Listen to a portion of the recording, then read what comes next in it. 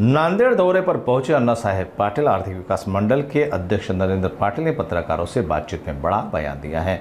उन्होंने कहा कि नांदेड़ जिले में मराठा उद्यमियों की संख्या बेहद कम है और आने वाले समय में इसे बढ़ाने के लिए विशेष प्रयास किए जाएंगे।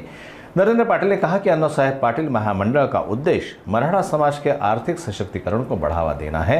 उन्होंने बताया कि राज्य सरकार इस दिशा में गंभीरता से काम कर रही है और खास तौर पर नांदेड़ जैसे जिलों में ज़्यादा से ज़्यादा मराठा उद्यमी खड़े करने के लिए योजनाएं लाई जाएगी। नांदेड जिल्ह्याच्या प्रवास दौऱ्याच्या दरम्यान आज नांदेड जिल्ह्याचा अण्णासाहेब पाटील आर्थिक विकास महामंडळाचा एक कर्मचाऱ्यांच्या बरोबर आढावा बैठक घेतली असताना या 16 तालुक्यामध्ये या जिल्ह्यामध्ये महामंडळाच्या लाभार्थ्यांची परिस्थिती फारच गंभीर आहे। एकूण या पूर्ण जिल्ह्यामध्ये फक्त 1700 लाभार्थी 1795 लाभार्थी आहेत, जे मला वाटतं महाराष्ट्रामध्ये कुठल्या जिल्ह्यामध्ये एवढं कमी लाभार्थी नाही आहेत। एकंदरच या सगळ्या गोष्टीमध्ये मोठ्या प्रमाणामध्ये राष्ट्रीयकृत बँकाही तेवढ्याच जबाबदार आहेत, कारण आपली योजना राष्ट्रीयकृत बँकांकडून अपेक्षित आहे। परंतु काही महिन्यापूर्वी कलेक्टरांची बैठक घेतली होती।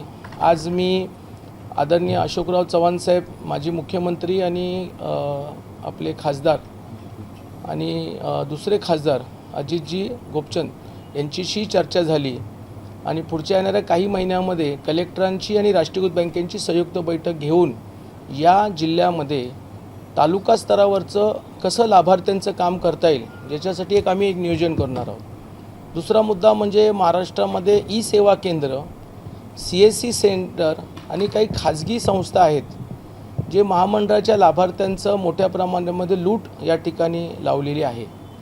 महामंडळाचं प्रमाणपत्र काढण्यासाठी कमीत कमी 10,000 रुपये त्या ठिकाणी घेतले जातात। व्याज परतावा मिळून देतो महामंडळाच्या माध्यमातून, याकरिता 40-50 किंवा मग टक्केवारीने रक्कम घेतली जाते। ही फार गंभीर आहे।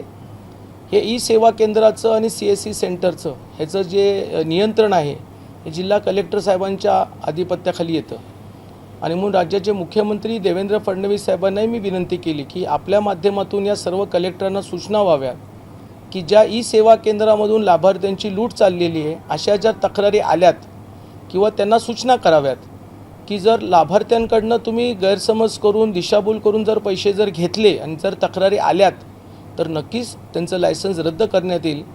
आणि माझेही मराठा बांधवांना विनंती आहे की आपली ही सगळी योजना, ही सर्व योजना ही निशुल्क तत्वावरती आहे।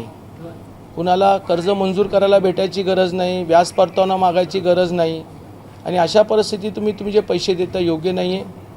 राज्याचे मुख्यमंत्री म्हणून देवेंद्र फडणवीस साहेबांनी ज्या जबाबदारीने आम्हाला जबाबदारी दिलेली आहे, आम्ही सगळेजण मराठा उद्योजक होण्यासाठी खूप प्रयत्न करतोय। महाराष्ट्रात 1,38,000 मराठा उद्योजक झालेले आहे। पुढच्या येणाऱ्या काही वर्षामध्ये आम्हाला 5 लाखाचं टार्गेट आहे आणि मराठवाड्यामध्ये खास करून आम्ही बीडमध्ये विभागीय कार्यालय काढतोय, जेणेकरून या सगळ्या जिल्ह्यातल्या लोकांना आमच्याकडे त्वरित पोचता येईल आणि त्यांचे प्रश्न मार्गीच लावता येतील।